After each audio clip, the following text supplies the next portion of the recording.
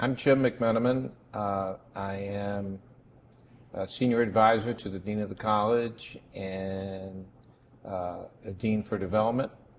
I came to Columbia in June of 1981, and a year and a half later they asked me to get involved in a search for the new dean of admissions.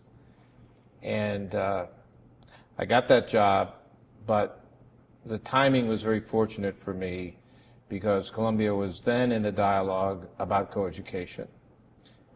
And faculty and the college administration negotiated successfully with the university to go co-ed, and that gave Columbia a great springboard to move into coeducation, which, with the support of everybody at Columbia, we were able to execute successfully. Our first class was 43% women.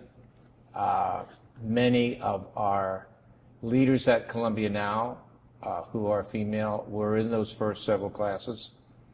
And that was a real taking off point.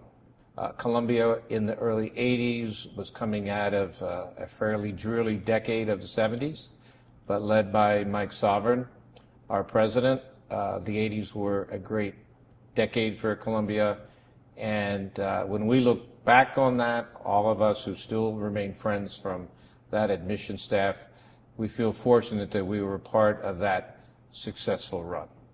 That again started another chapter for me, because it was Austin's idea that not only should I work for the dean, I should work for the university, I should work for the president. And so we developed this blended role that had me first working in what we now call principal gifts, where we encourage our most prominent alumni to really think big about getting involved with the university and getting involved in the school. I met a guy in the mid-1980s who was beginning to really start a meteoric rise in Silicon Valley. He was a former football coach. His name was Bill Campbell, and we became a great friendship that started first with his just being a really important person on the athletic scene, but then as Bill grew in stature in Silicon Valley and as a CEO and as an advisor to the most successful companies in tech, Bill became a great philanthropist and a great entrepreneur.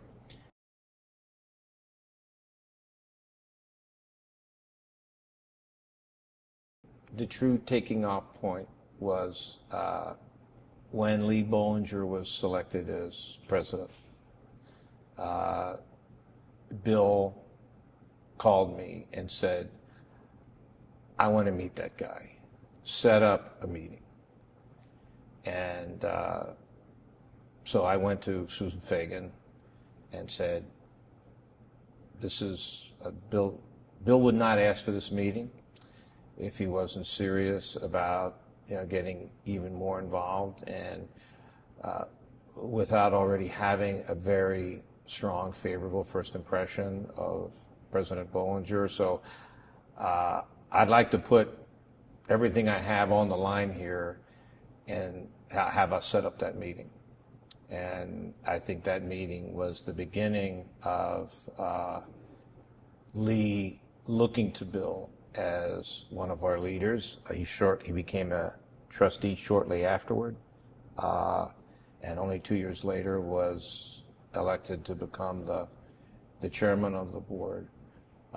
So Bill became someone who served all parts of the university working with Lee.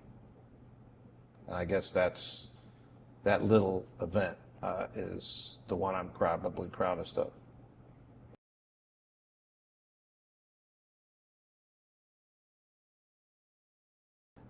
I'd say that really came full circle watching my daughters come to Columbia, get challenged and encouraged every day, not only fulfill a major profit from the core curriculum, but also compete athletically.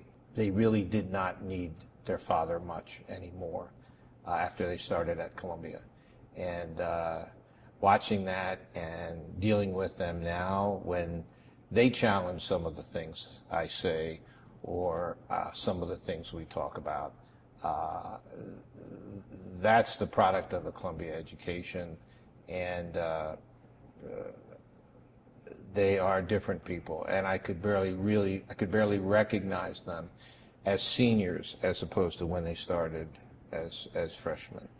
That's why it's so easy for me to talk to so many people about the Columbia experience and what it does for people, really 360, not just academically, not just intellectually, but personally, and in terms of all the dimensions that come at a person as they go through life.